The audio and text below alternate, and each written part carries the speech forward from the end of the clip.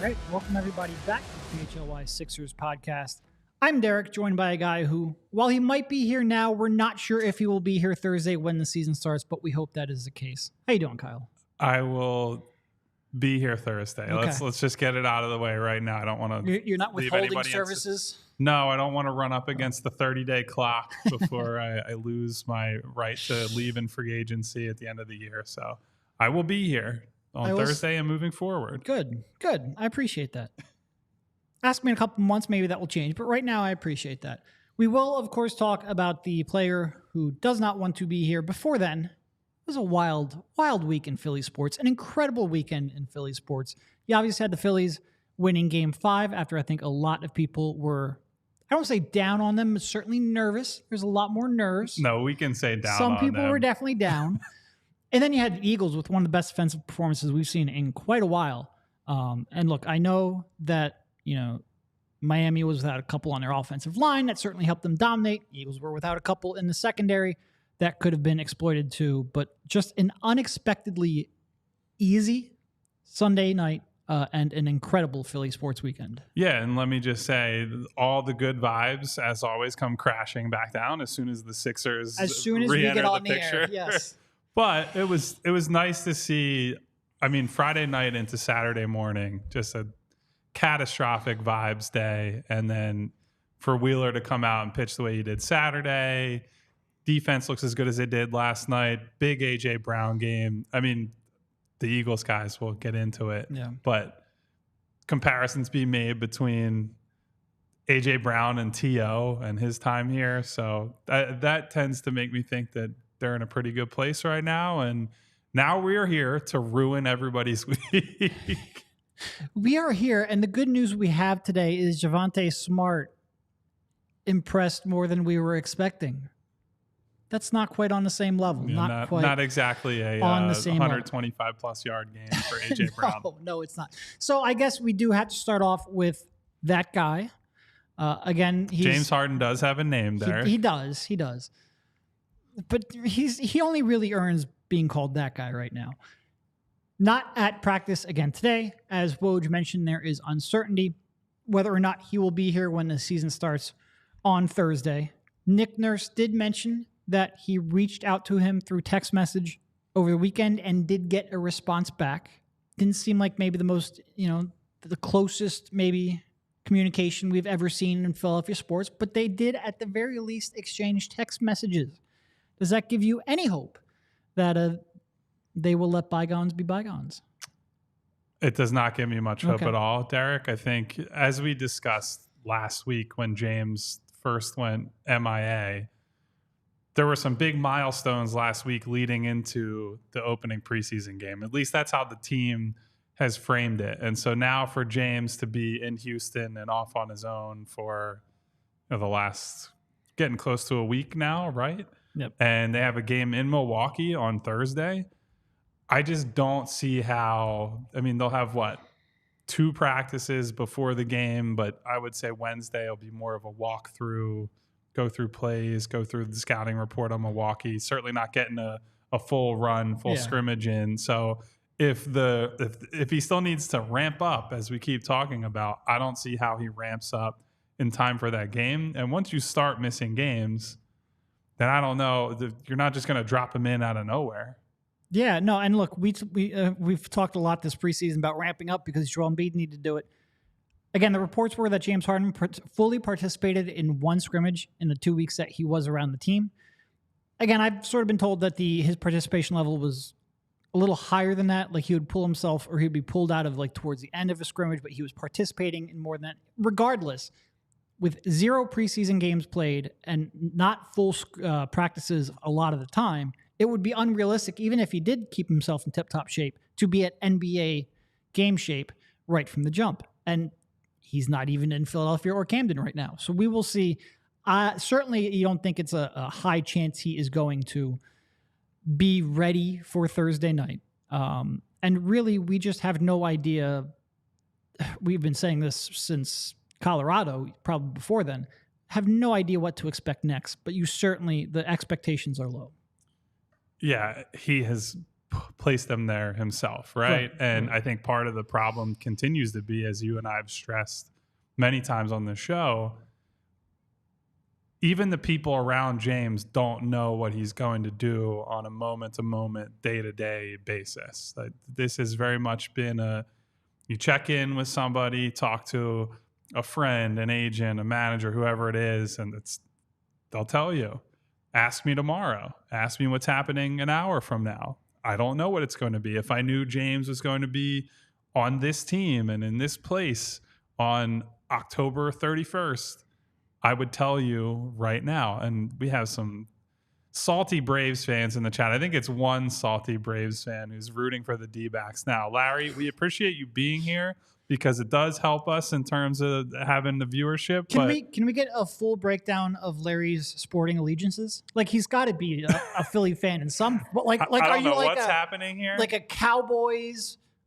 Braves, Sixers fan? Like, what's going on here? We got to figure that out. Please respond back. And we love you. We appreciate that you're in the chat, but I'm just curious. I'm just asking questions. We did also see Papa's, I believe, is with us from the UK tonight on that time difference. So shout out to him. Shout out to Randy, Mark, Will, obviously my guy who's always here. But yeah, anyway, back to the subject at hand. I just think it's so hard to predict if James will be on the team or play for the team, period, let alone, he's going to show up Thursday and he'll do X, Y, Z. And I do wonder, we'll get to Javonte Smart at some point later, Derek. I do wonder how that factored into the two-way decision just to have another potential ball handler, given that they now are going into the season thinking we're short a guy who's going to play 36 minutes a night. Right.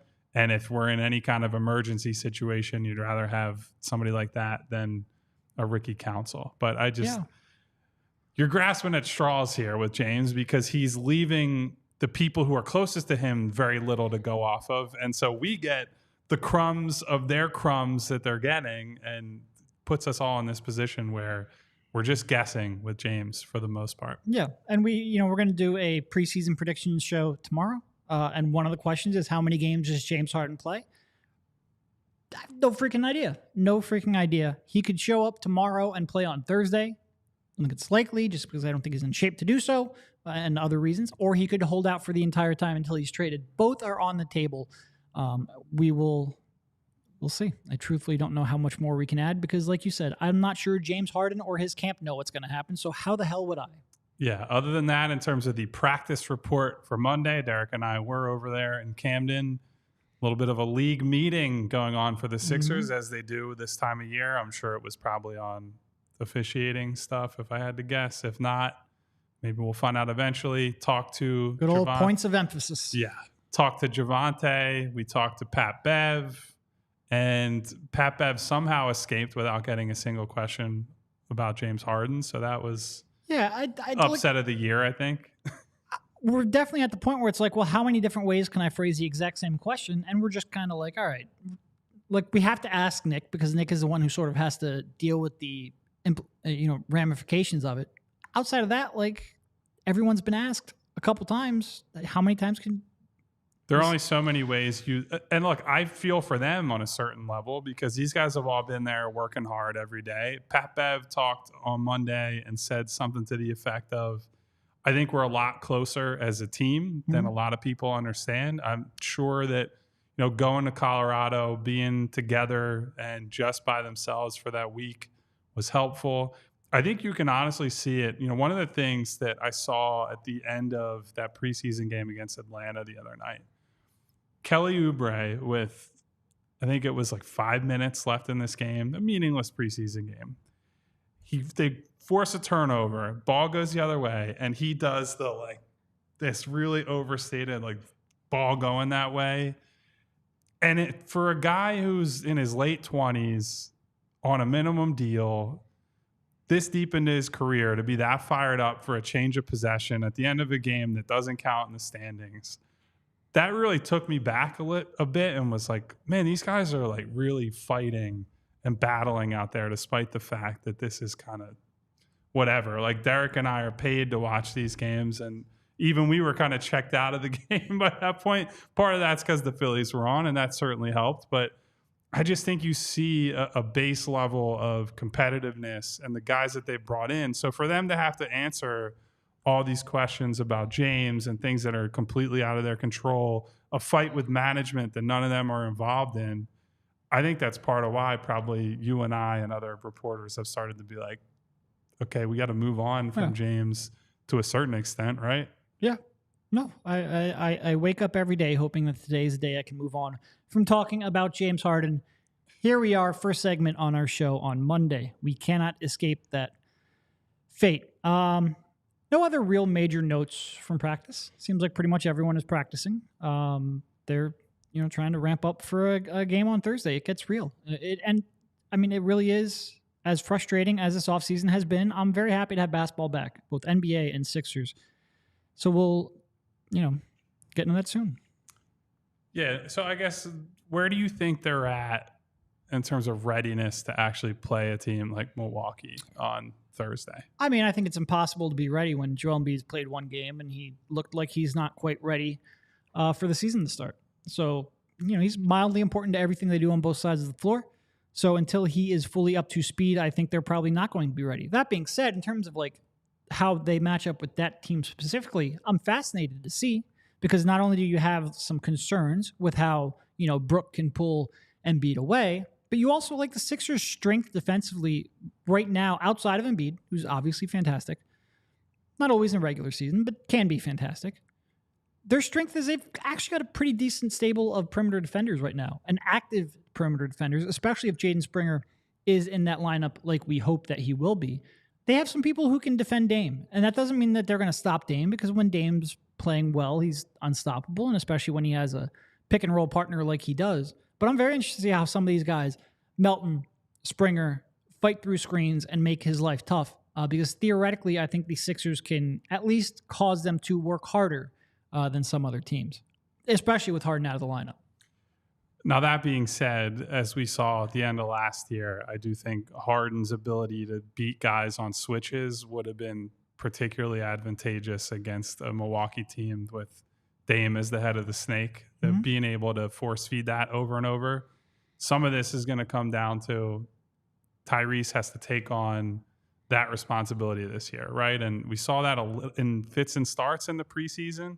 I know you guys talked on Friday in the postgame show, Derek, about the playmaking that he's shown and kind of the emphasis on that for him coming into this year. But I guess we're going to have to wait and see if he's able to balance the dual responsibilities of being the guy on the perimeter. So that's one of the only things that is good about this Harden holdout, is that I think we've been able to, or I say we, the collective can now focus on the ball's in Tyrese's hands. Yeah. He's going to be able to do about as much or as little as he wants on a game-to-game basis. And that kind of takes the sting out of the James situation. When he was put in the same position with Ben a couple years ago, I think the issue was, and he has said it himself, he wasn't quite ready for all that. He's still trying to figure out who he is and develop his skill set. And now he's just so much more confident in who he is as a player. Teammates are saying he uses his voice more on the practice floor and certainly in games as well. And so him now being thrust into this leadership position, I think that's, if there's any good that comes from this, that's probably the biggest thing for me. Yeah, and this will be a great matchup for that too, because as great as Milwaukee and Boston are, and they're both great, and they both should be really good and or great defensively, especially Boston. The one weakness they have, or at least the one thing that can be exploited, is they both have bigs who need to play pretty deep in that drop. And can Tyrese, find his offense because they have that opportunity there, and then also still attack the rim enough where he can create scoring opportunities for his teammates. It'll be great to watch that unfold there on Thursday night. You just hope that Joel Embiid's ready. Yeah, so let's take a quick little break to talk about a couple of our friends, and we'll be right back to Sicko Sixers stuff. So I'm here to tell you about our friends at Shady Rays. You could gear up for the season ahead with quality shades that are built to last, and our friends at Shady Rays have you covered with premium polarized shades and quick swap snow goggles that I know Derek is after himself. Mr. Snowboarder I over am. here. I'm going to get you on the slopes this year. That's my goal. You are not getting me on the slopes unless we hit some really good subscriber and don't goals. worry, if we do that, I will have a GoPro with me. You will get all the footage. And the best part is with those premium shades and snow goggles, they won't break the bank. And they have the most insane protection in all of eyewear. Every pair of sunglasses is backed by a lost or broken replacement policy. If you lose or break your pair, even on day one, they told us they'll send you a brand new pair, no questions asked. Wear your Shady Rays with confidence because they have your back long after you purchase. I'm still eagerly anticipating getting my Shady Rays. Some people were dragging their feet on making their requests around the office, so I blame my coworkers and not Shady Rays, but I can't wait to see mine when they finally come in. And on top of that, Shady Rays is also committed to making a difference in communities across the U.S. through their impact program. They team up with nonprofits to help people live healthy, courageous lives through some of their most challenging times. So exclusively for our listeners, Shady Rays is giving out an amazing deal for the season. Go to shadyrays.com and use code PHLY for 50% off 2+ pairs of polarized sunglasses. Try for yourself the shades rated 5 stars by over 250,000 people. I also have to tell you about our good friends at DraftKings Sportsbook. The NFL season's going strong, and DraftKings Sportsbook is hooking new customers up with an offer that's even stronger. Bet $5 on any game this week to score $200 instantly in bonus bets. And DraftKings isn't stopping there. All customers can take advantage of a sweetener offer every game day this October. So get in on the game day greatness. Download the DraftKings Sportsbook app now and use code PHLY. New customers can score $200 instantly in bonus bets when you bet $5 on the NFL. That's code PHLY. Only on DraftKings Sportsbook, an official sports betting partner of the NFL. The crown is yours. Gambling problem? Call 1-800-GAMBLER. Visit www.1800gambler.net. In New York, call 877-8-HOPE-NY or text HOPE-NY 467-369. In Connecticut, help is available for problem gambling. Call 888-789-7777 or visit ccpg.org. Please play responsibly. On behalf of Boot Hill Casino and Resort in Kansas, licensee partner Golden Nugget, Lake Charles, Louisiana, 21 plus, age varies by jurisdiction. Void in Ontario. Bonus bets expire 168 hours after issuance. See sportsbook.draftkings.com/football terms for eligibility and deposit restrictions, terms, and responsible gaming resources. Tell you what, when I did that Friday, eligibility tripped me up like 3 times. It's a tougher word than you would think. That's definitely an ad read where I've just got to go home and read it like 50 times myself. So that the next time you're not here, I can say eligibility and not completely trip over. And especially when you're trying to like get through it quickly, like for some reason, I just couldn't do it. Yeah, because we don't want people. I mean, we want the people to hear the ad reads, but you don't want it to be the whole show. So, yeah. I mean, we do have some people that cheer us on during the ad reads. Harrison G, although, saying my ad reads are starting to rival Pompeii. I don't know about that, man. That's a subject I might just leave alone for the time being. I mean, look, any attention is good attention, right? Not all the time, but you know. All right. So we did have a question up there, basically asking us how we think this from Andrew Doherty, asking how and when we think this will end. Is Doherty as tough as eligibility? Look, I can't speak. I have no idea why anyone hired me to speak 5 hours a week. How we think this will end. We're doing a preview, a season preview show tomorrow. We'll get into that in some depth tomorrow, so be sure to tune in there. Yeah, I mean, we can touch on it a little. Everyone bit. will be happy. Oh, everyone's going to be happy? He'll They'll be come traded back as soon as James gets traded. Yep.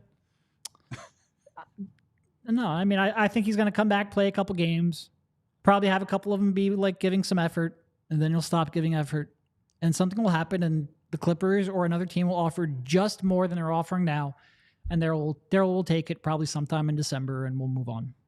Yeah, it's going to be a long couple of months though until then. Unless, honestly, the best thing that they can do is just win games without him, and then we can just pretend he doesn't exist, I guess. Yep, I agree. That sounds bad. Like I understand James has stuff going on, whatever, but yeah, the more that we can focus on the actual basketball, the less we have to talk about this nonsense. Yep. Agreed. All right. So I think probably the most surprising, and there's still a cut to be made here before the season starts, so they're not done. I think maybe the most surprising move so far, and again, it's really the only move so far, so it's the most surprising and the least surprising. Well, anyway. And David Duke got cut, so that sure. was another one. My boy Dave. David Duke Jr. to be Right, fair. right. But not anyway. I think a lot of people weren't expecting Ricky Council the fourth, not Ricky Council or Ricky Council the second or the third, who are his two brothers. I don't think anybody was really expecting for him to get cut. He was cut. Javonte Smart then took his two-way spot. They signed him to a two-way deal. Why do you think the Sixers went in that direction? I mean, the most obvious answer is that they don't trust that the shot is there. The shot's bad. Right. Yeah. So that was the big question when they brought him in was, is this guy going to be able to shoot on any sort of passable level? Because I think at the college level, you could see there's all kinds of other things he can do. He's a huge, big tool athlete who was able to get to the free throw line a ton. And that's the type of guy that you can work around. If he's got a passable jumper and you can just wait until they come around, you can sustain your individual scoring by just being a driving player, guy who gets to the rim, guy who creates free throws. I mean, Jaylen Brown came into the league as that sort of guy. Not comparing them as prospects, obviously, but there have been plenty of success stories of guys who were iffy shooters, but were at least, they might take an open shot and be trusted to take one. Ricky was kind of a full rebuild shot process, right? No, right from the moment they drafted my first write-up, I said, this is a multi-year complete teardown. Yeah. And so one of the worst shots I've ever seen. For them to bail now says to me that they must not have seen any progress or maybe very little progress in his shot, because when you brought him in, you kind of knew this is what you're getting into.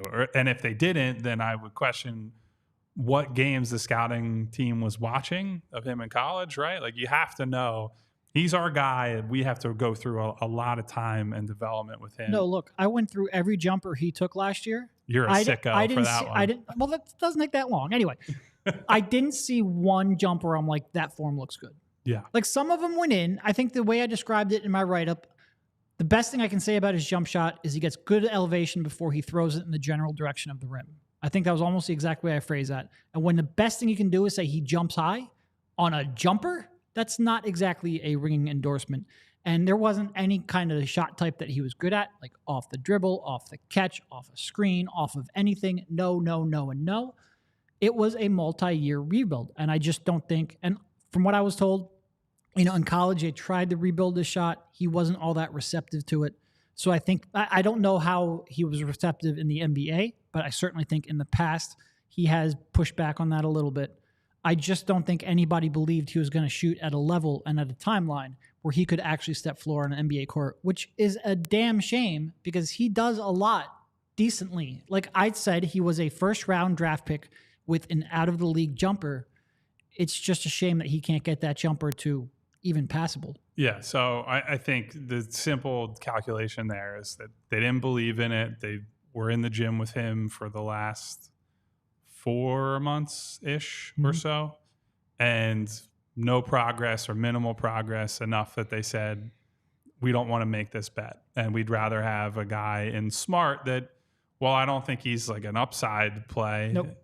I do think he's probably a passable NBA player at this point. Like, certainly has already had opportunities with other teams, wasn't a standout player in those opportunities, but I think in the summer, pretty good summer at Summer League, has gotten fairly consistent minutes when they've, even as they've gone deeper into the preseason and fewer guys have played. And as I brought up toward the start of the show, I do think you probably factor in a little bit that with Harden out and no real backup ball handlers, like they have a bunch of guys who will masquerade as point guards to some extent, but I just think that maybe having a guy who can dribble the ball and create a little bit is part of the calculus there, since none of these guys are big time shooters or anything like that. Yeah, and look, I was a little surprised that they waived Council instead of like Tobias. Not Tobias. Tubelis, sure. Yeah. I wasn't exactly sure how to pronounce that one. I think it might be the first time I've ever said his name. But I was a little surprised that they waived Council instead of him. I'm not surprised that Smart is getting one of those two-way slots, though. And like I said, as much as I like various aspects of Ricky Council's games, I think that the jumper was just prohibitive. Like, he wasn't going to be able to see the floor. I didn't have much confidence. Maybe you keep him on the G League because they did expand that from 2 to 3 slots. You keep him around for a year just to see if how receptive he will be, whether he can make any progress, whether that raises your confidence level in that jumper from 1% to maybe 10%. But I guess what they saw over the last 4 months, they didn't believe in it, so they moved on quickly. So we have a good question from Biggie in the chat who asks, how can a G League guy like Council push back on NBA talent dev recommending he rebuild his shot? Again, I'm not saying that he did. I'm saying that in college there was some pushback. Yeah, and so I want to use this. And Derek, you have more extensive draft experience than I do. But I would say this. We brought this up with Tyrese recently in terms of how his game has changed. There are 2 different things here. One, base level to improve enough to go from, second round guy, even back half of the first round guy, to turn into a real deal rotation guy. You have to work hard, right? Like, nobody in the league except for maybe a few guys can just coast on their talent. But when you work hard, that work has to be focused, and it has to come with an approach from whether it's you, your trainer, the people around you. You have to agree on the things that you need to do in order to become a player who's going to stick in a team's rotation. Some of that is understanding the context that you're in, right? Like, a lot of these guys are the best player on every team they've ever played for, high school, college, all that. And they come to the league and they don't quite have the understanding of, not only am I not the guy anymore, I have to completely reimagine how I play to fit alongside the Joel Embiids, the James Hardens, the Durants, the Bookers, the Currys, whoever it is, and fit in that system. And I'm not saying that Ricky wasn't willing to do that, but that's a very real part of which guys make it and which guys don't, is having an understanding of who you are and where you are and what it's going to take to make it over that hurdle. Yeah, and look, when you're talking about breaking down, and again, I'm going to go back to college. When you're talking about like a college player completely revamping his shot, and again, I'm not, like, there wasn't this is a slight tweak. Like, Maxey spoke about, like, I shot the ball well in high school, I struggled in college, but I had confidence in my form, and repetition got me back to where I am now. Maxey's shot always looked good, and he was effective from like the mid-range, so there was a reason to believe that shot was going to eventually come around. Ricky's was awful. It wasn't a slight tweak. It wasn't anything like that. So let's say he's in his junior year at Arkansas, just transferred recently, so he's old for his class. He thinks he's going to be an NBA player, a first-round pick. Yeah. Right. Not a good shooter, but he did shoot like 79% from the foul line. He's thinking, all right, as long as I can shoot like maybe mid-30s with my other tools, I'm going to get drafted in the first round. Whenever you try to make a change to your jumper, you're going to be a worse shooter. I almost don't care how bad your baseline is. Before you get that repetition and that in-game repetition you're going to take a step back. You hope that you're taking a step back, take 3 steps forward, but taking a step back when you're, 35 games away from being drafted, because a college season is so short anyway, I understand why it would be a tough ask. He needed to do it to be a better long-term NBA prospect, but I understand why there would be pushback at that level. What happened when he got here? Again, I'm not sure. This is where he really needed to say, all right, it might take me 2 years, but I need to fix this. I don't know whether he did. I don't know whether he didn't. But I also understand that even if he would have bought in, the Sixers might not want to tie up a two-way slot for a guy who, again, if he rebuilds it, it might go from a 1% chance that he becomes an NBA shooter to a 10%. That might not be a good enough odds to tie up what is a pretty limited resource. And again, a resource that the Sixers over the last couple of years have gotten pretty good value out of. Paul Reed, 1 point on a 2-way contract. Shake Milton at 1 point on a 2-way contract. They want to use these spots to evaluate people, not just develop, but also evaluate, there's so many of these guys out here who have potential fatal flaws. They want to evaluate which ones can overcome that.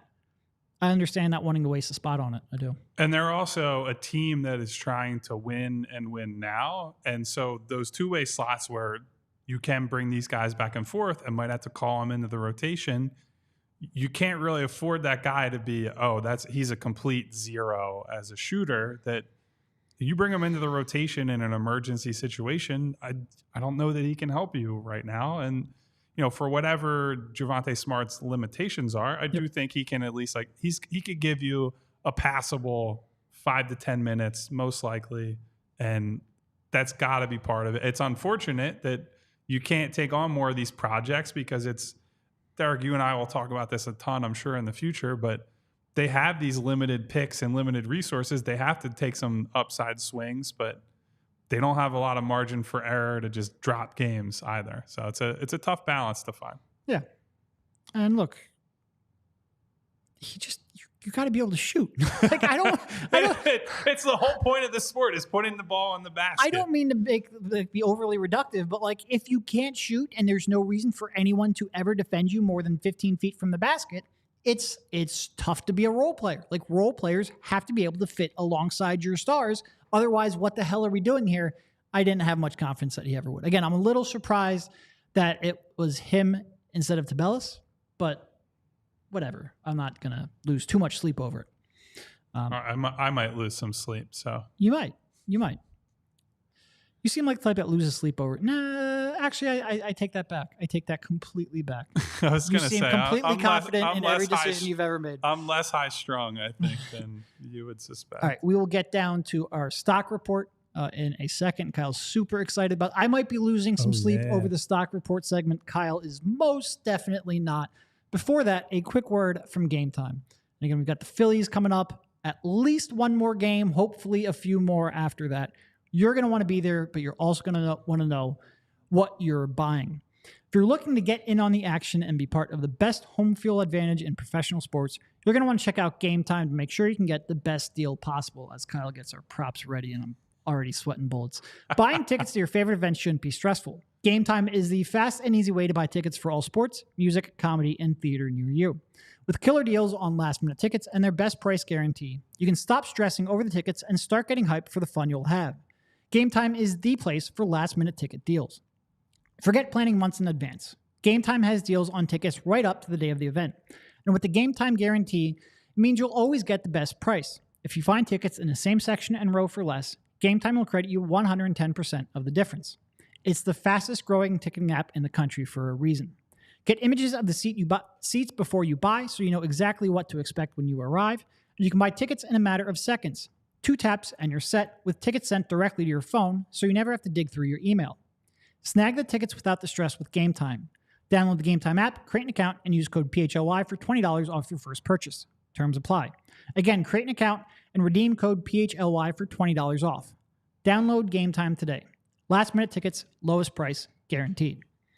So before we segue out of that, want to circle back to something we talked about on the show last week. Remember I said I was looking into seeing Lauryn Hill and the Fugees, and that she's notorious for her shows are you might show up and see the most transcendent concert, or she might be 3 hours late or never show. Yep.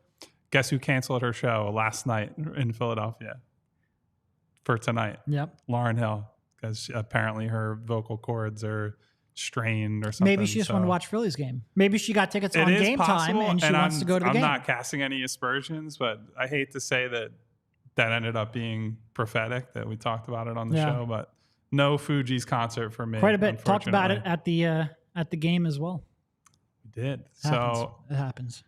All right. So Derek and I have been thinking of ways to introduce some visual flair to a visual show. Those of you who listen on audio, we will do our best to incorporate pieces of flair on our laptop to make sure that you're not completely out of the loop for these things. But we want to do a semi-regular stock report on the team, pretty standard stuff like week in, week out. We'll see who's trending up, who's trending downward. And I decided I was going to make Derek wear a goofy hat in order to do this. So Derek, congratulations on your green accounting visor that you get to wear during this segment. But we are going to do some stock reporting, and you can't even see my face anymore. This is the most ridiculous thing I've ever seen. Well, look, Derek, we have a couple. Could be worse. Could be worse. Now, I was hoping for different colors for these, but for everyone watching on the stream, that's a stock down, as you can see. That is a stock up. Kyle, with his extensive day trading experience. Of course. Well, you can't day trade unless you have, your volume's over, is it $1,000 or $10,000? I can't remember. I do know that because ran afoul of those rules once. But anyway, so Derek and I want to go through the preseason, hit some players, topics, the head coach certainly, and give a stock report. So I'm going to give Derek the first opportunity. It'll be an easy one. Uh-oh. Jaden Springer, stock up or stock down? I think I'm going to go stock up. You got to put it up. Well, you're holding it. I'm holding it so they stand up, buddy. That's stock down. What are you doing? Jaden Springer, stock down. You're already blowing it. Sorry. Derek's already hating on my day trading experience. Look at stock up for Jaden Springer, as I think everyone. We've been talking about it for most of the preseason. Pretty much after every game, he has been the topic that we have enjoyed talking about. On this team, when you can get a topic that you enjoy talking about, you beat it to death, man. Because I feel like every other topic that comes up with any regularity is James Harden. He is decidedly not James Harden. Very happy about that. Approaches. Look, I'm going to throw shit around. It's going to happen. Derek throwing my props around down here. This is outrageous. We haven't knocked over a microphone yet, so there you go. We got through exactly one of these, and it already was the wrong one. So he shot 7 of 8 from 3, which that alone. Not expecting that in the regular season. That alone would be cause for celebration. Then you add in the fact that he looks like he might even be able to dribble a little bit. His defense has been fantastic. His passing has been good enough. He's really hasn't made very many mistakes. And for a kid who, we just wanted him to be playable offensively, he's hit every note. Brian K says Chappelle Show vibes with those hats, and I know the exact thing that he's referring to. There's a segment of the Making the Band episode where they're imitating Ness, and Chappelle's ditty says, "What's hot in the streets, Ness? You just going to sit there and do your taxes?" Papa's trying to really kill me here. I never told in fact, I told my brother to sell crypto. I have been out on that for the entire time. Do not besmirch my name. Money Mar with the stock up. Will's loving the hats. Okay, so obviously Jaden Springer stock up. I think on top of the shooting, Derek, as everyone at home and who's listening tomorrow or later this afternoon will agree on. And if you are listening to the audio, definitely do not go to YouTube and check out the video of this. Please, for the love of God, just let it only be the live listeners. But his defense has been probably, I don't know if you could say better than expected, because Doc Rivers talked a lot about. I think he's been the best defender on the team.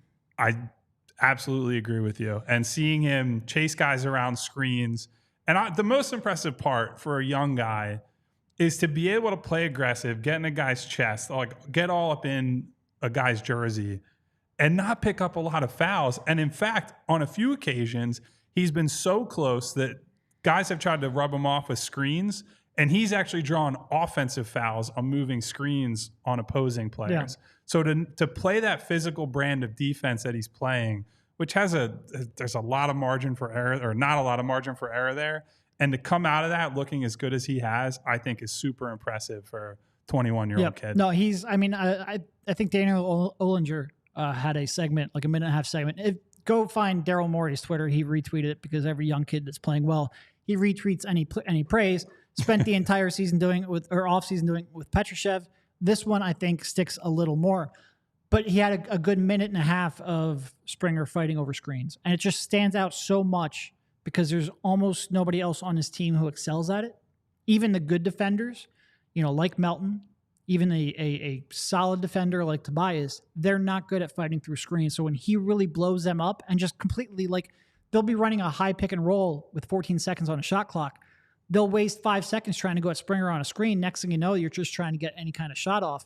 Him being able to kill time defensively and take away their primary action is just something this team has so very rarely had. And the fact that he looks like he might be playable offensively enough to allow that to shine, I'm very happy. Okay, so now it's your turn to go to me for some stock advice here. All right, we'll go for it, buddy. Where do you want to go? Go for it. Well, I think we got to go with one negative now. I think one positive. Well, you can't then you're ruining the reveal of the stock, Derek. Come on, you got to just. Well, you can't just say, "Hey, let's go every other one." If I say Mo Bamba, is anyone going to be confused which one's going to be? Mo Bamba, stock down, sell all your shares. Honestly, so this has come up on the show. Derek and I keep talking about trending into the penny stock region. I really wonder if Mo Bamba is the final cut. of the roster. We didn't get into it, but they made that two-way decision real quickly. Haven't made that final roster decision. There's a chance it could be and look, we kind of shot down the chance that he would be cut last week. I'm not as confident now. I think he's been so bad that you can't discount any possibility with him. I think even with Trez being out for the year, which is an insane thing to think about. Money Mar absolutely loves the second. Oh, Money Mar is hitting the emojis hard here. So we appreciate you, Money Mar. Even with Trez being out, I think Trez's contract giving them a little bit more wiggle room financially on a trade might be the difference between cutting Bamba and cutting him. That doesn't give me any great vibes. No. I don't care about saving. Absolutely horrible vibes. There's few things I care less about than saving Josh Harris money. But I think two things with the contract. One, I think it could be a little more helpful. Brian says Mo Bamba stock seeking a bailout. I think it could be mildly more helpful as a salary matcher in a trade. And I think Daryl, even if it's a 1% chance of that mattering, will probably factor in that 1% into his decision. But also, if Josh Harris can be like, hey, there's a chance we might want to get under that tax, and Daryl has to do it, like even if it pisses me off and should piss anyone else off, it is going to be a factor. And it could be it shouldn't be, but it could be. I don't know. All right, I'm going to ask you. And if that happens, and we'll have stock down on Josh Harris. He won't care because he's doing all right. But stock down on Josh Harris for owning the Commanders in the first place. Yes. Okay, let's see. I'll give you another one that's probably an easy one. Let's say Nick Nurse. Stock up, stock down. We do have a prop, so you do have to use it there. I will say, I don't think we have 6 people that we highlighted. I don't think anyone's going to be left like on the edge of their seat wondering which one. Have some fun, Derek. Come on. All right. Jeez. Pretend you're on the floor at the stock exchange. Did I pick up the right one? There you go. Nick stock Nurse. Derek says stock up.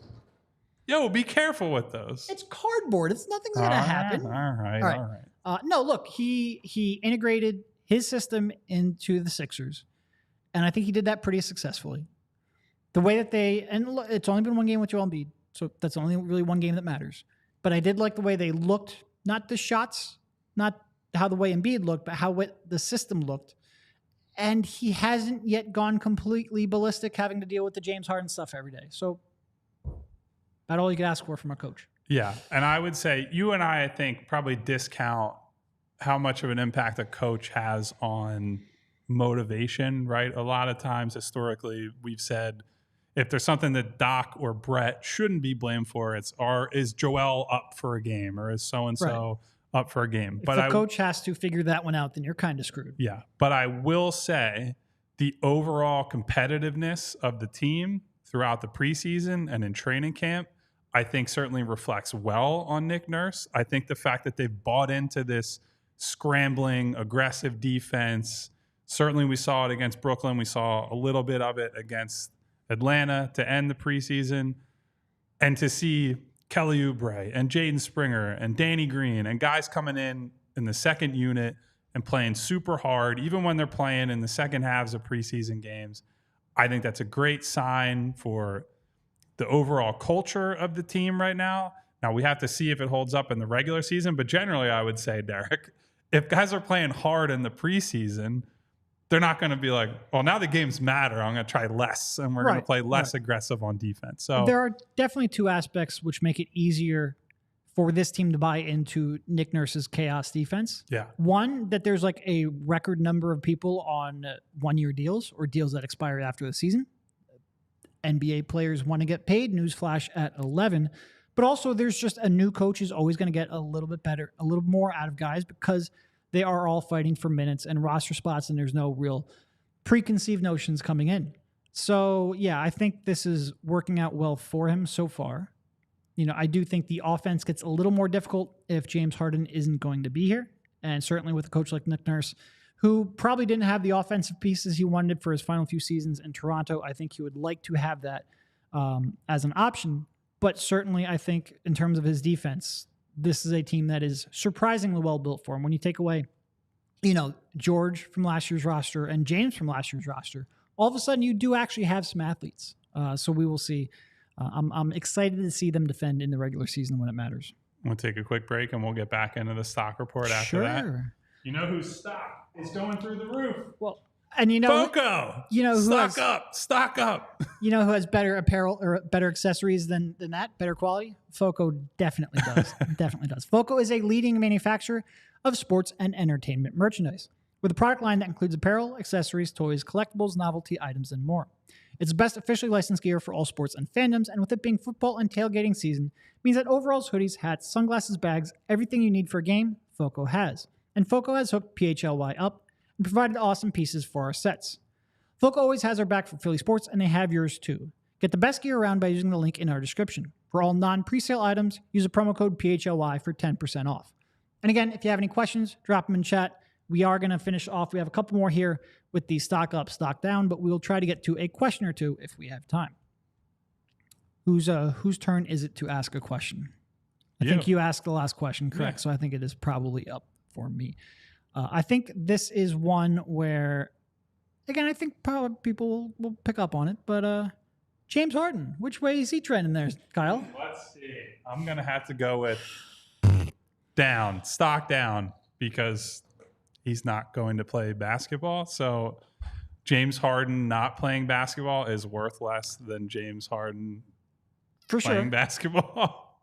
I will say he probably could have done more damage, like stock down damage to his trade value than he has done, which I'm a little bit surprised because, again, there's always been that sort of conflict, that push and pull between what makes sense to get him out of Philly and what makes sense to give him trade value. And he really hasn't gone the nuclear route yet. And especially like just being away from the team for the first couple days or the first day of camp. And then for the last week, it's not doing that much damage to the team. And in turn, not doing that much damage to his trade value. Now, that being said, he also hasn't like repaired his trade value. So even the trade value stock chart would be a slight drop, not a major one. But yeah, look, basketball players have more value when they are on the court playing basketball. I think his value is probably a little down. Yeah, so until he gets back out there and shows whether he's going to perform for the team or throw a fit on the floor, as we've seen him do in the past, it's hard to grade him. But Harrison G, James Harden is an NFT because he vanished overnight. Money Mars says we're in a bear market, so I tend to agree with that one on James. I just, look, if you want to talk about it from a big picture perspective too, he's certainly trending down, or we wouldn't be in this position in the first place, right? Either he would have opted out and gotten a bag from somebody, or he would have opted in, said F you to Daryl, and 5 to 10 teams would have lined up to sign him. Yep. So, or not sign him, trade for him. He has no idea that he is trending down. That is part of the problem. But certainly over the last 3 years, really since the injuries started to kick in, but also like forcing away off of multiple teams. And the fact that he is 34, his trade value is nowhere near what it used to be. Okay, so here's maybe a little bit of a tougher one. I think I know where you're leaning. Oh, no. Joel Embiid, stock up or stock down? And you get to explain your answer. This isn't like a... No, I mean, it's definitely Derek says stock down. He's blocking it with the microphone. Here's what I will say. It's more of like a short-term day or swing trade rather than a long-term stock down. Yeah. But he just doesn't look prepared. And again, we're basing a lot off of one game of basketball. Game, yeah. But he only appeared in one, and that's part of the issue because he wasn't ready to appear in the first two. He doesn't look like he's ready. And that's disappointing. It's concerning because the Sixers have to navigate this time here without James Harden, we assume, because they're going to be fighting for home court advantage more than they typically are. These early games are going to matter in that regard. And they have to figure out how to play a new style that Joel Embiid, every time he's in front of a microphone, says, oh, gosh, I never really wanted to be a scorer, but gosh, I had to. Well, now he has to learn how to play a different style. They need him operating at the top of his abilities. Doesn't look like he is there yet. He might be in a week or 2 or 3, but that week or 2 or 3 is relevant. Yeah. And I think it's probably closer to Joel is flat, right? We know what his overall value is. Sure. There's sort of 2 ways to look at this. It's the long term, like where is he in his career? We're talking much more short term here in the first couple weeks of the season. And Joel really can't be as prepared to start the season as most guys because he simply didn't play. If two options are playing basketball or not playing basketball has always been and will always be better and help you prepare for the season. And so having to play Milwaukee on night one, who they have given them problems at times in the past, we'll see how that turns out. Playing against Brook Lopez, who can stretch him out and certainly battle with him in the post. Not the greatest, but we'll see how that new look Bucks team is on defense. They're going to throw a lot of movement at them between all the cutters and the guys playing off of Joel. So we'll find out soon enough. Harrison G in the chat saying we need a plateau sign. No, the whole point is to talk about which ones are going up or down. We're not going to go through. Have a take. We're not going to go through all. Well, and also we're not going to go through all 15. So like the other 9 might just be plateauing. Okay, so one more that I think But it's my turn to ask it a is question. your turn. All right, that's fine. Let's get my spot. Okay. And I'll leave this one for you specifically because, we all know that you're his biggest fan. Kelly Oubre. Oh, I mean, that's a big stock up, guys. Buy on Kelly Oubre.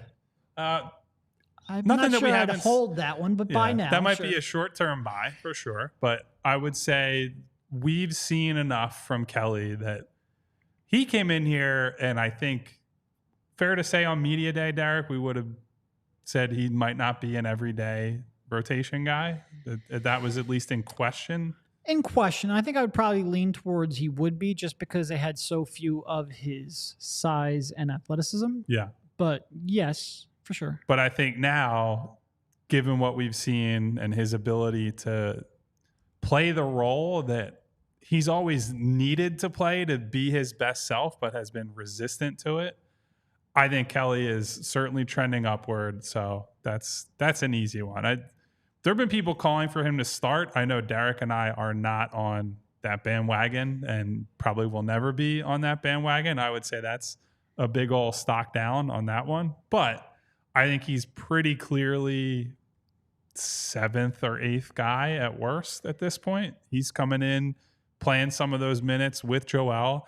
I'm actually honestly a lot more interested now in the Joel and athletes type lineups that they can throw on the floor when Tyrese is staggered with Joel. Presumably you play Embiid, Oubre, Melton, maybe a D-House, maybe even you could go, this is not athleticism, but Tucker, and just say we're going to be a bunch of tough motherfuckers and throw them at people. So we'll see. But I think to your point, Derek, he gives them an option and then options in terms of tons of different lineups that they didn't have without him. And I think I've been encouraged by how he's chosen to go about his preseason. My buddy Vince in the chat just absolutely loving how stupid we look. Absolutely loving it. No, look, I think when you look at Kelly's preseason stats, 14 points on 12 shots, 43% shooting, 32% from 3, 1.8 assists, 1.8 turnovers. They're very Kelly Oubre stats. And we have Harrison asking Brian K, I'm sorry, asking whether or not we are just in the honeymoon phase with Kelly. I think there's certainly an element to that with some of the fan reaction. But when I read off those stats, I think some of that downside came when he was playing without Maxey and without Embiid. I think when he was playing with those two, and I should probably have those on-off numbers with me, but it's preseason for me too. I think he's looked better than I expected. So the stat line would indicate a plateau, but the way he's looked fitting into a role was better than I expected. Will that continue? I don't know. Again, I mentioned this might be a short-term play. I'm not 100% confident in it sticking around long-term. But so far, it isn't trending in the right direction, for sure. Yeah, and to that point, Derek, even if it is simply in that role, he has struggled in the past playing with other stars. He played with Steph Curry and Klay Thompson and Draymond on a team that's won multiple championships and found it basically impossible to fit in there. Like that was a short term, didn't want to revisit that experiment for Golden State. And so if he has now figured out, hey, I can't just try to be Kelly Oubre all the time and I have to do some things that maybe historically I haven't wanted to do, that's a great step forward for him mentally. And so it is a form of progress for sure. Vince Sanity in chat mentioning that Oubre looks incredibly confident. Yes, that's part of the problem. Not short on confidence. that is for damn sure. Part of the problem. Yep. No, he's so far so good, but we will keep a watchful eye out. We do have some questions on Danny Green in the chat on stock. I think if you want to pull one up there, Derek, I think we probably both agree on stock trending up for Danny. That's a great buy low. I don't know. I wouldn't quite call him a penny stock. Coming into the season, he was pretty cheap. Pretty cheap, yeah. Like an affordable, maybe mom and pop type business. Not every penny stock's going to go to the moon. So the fact that we're saying he's trending up does not mean we're like, oh my God, start Danny Green and have him on Trae Young. That's not what we're saying. We're just saying we have a little more hope for him than we had to start the year, and we will see whether that continues. Yeah, I mean, you and I both went from he's on the fringe and might be the guy who gets cut at the end of training camp or the end of preseason to he's now probably at least at the end of the rotation. I don't think he's even a deep bench guy at this point based on how Nick has used him and how he performed. I shouldn't even say performed because there were some ups and downs, but physically he looks a lot closer to where he was in the past, and that's going to make all the difference for him. Yep, I agree. Any other questions there that we wanted to flag in a chat as we are getting a little close towards the end of this show? And Kyle's stupid game made that go pretty quickly. Listen, see, I'm helping us pass the time, Derek, and getting us toward the games. That's all that really matters at this point. And everybody got to see us in these silly hats. You don't think that's fun? Completely silly. Harrison asked if you have a history as a stockbroker. Certainly not a broker. I've maybe done a tiny bit of trading in my day, but nothing serious because I know that it is basically gambling when you have my level of knowledge. Wow. Unless you're gambling through DraftKings Sportsbook. No. And then I mean, some of us do all right gambling, just not me. Yeah, I won some money playing craps over the weekend at a casino whose name I won't drop instead of unless they want to sponsor the show. So let that be the call to anybody who hosts craps and blackjack that I will shill for you on this show. All right. I think that's probably it, right? I think that's probably just about it. Like I mentioned, we are going to do some preseason predictions, both Sixers and league-wide, with Rich in the studio tomorrow. So be sure to come and check that out. Also, be sure to hit the subscribe button on YouTube, hit the bell icon so you get notifications. One day I'm going to do that. I'm going to say bell icon to get notifications, not bell notification. Anyway, it doesn't matter. I'm an idiot. We all know that. Make sure to subscribe on YouTube so you can come and watch us do these live. Kyle, you want to shout some people out? Well, first of all, I want to say hit that thumbs up button as always, but shout out to Money Mar, Vince, Harrison, Brian. I see the 2-minute warning. Shouted us out earlier. Talked to him on Twitter the other day. Vince Sanity, Stewart, a lot of people. Harrison was very active today. Ash. And also, we have one last question, I think. Austin Krell, because he comes in here. I know he wants his attention, so we'll shout out Austin Krell as well. That's true. Yeah. One last question from Carlo. Petrosev or Bamba, who's the odd man out if it's one of the two of them? Are we asking what I would do or what we think Daryl will do? What we think is going to happen. I'm going to flip. I'm going to say Bamba's an odd man out. I'm with you, buddy. So we're going to find out very shortly. And as Carlos says, go Phillies. Hopefully they close it out in Game 6 tonight. We will catch you all tomorrow for the big season preview. We all silly like the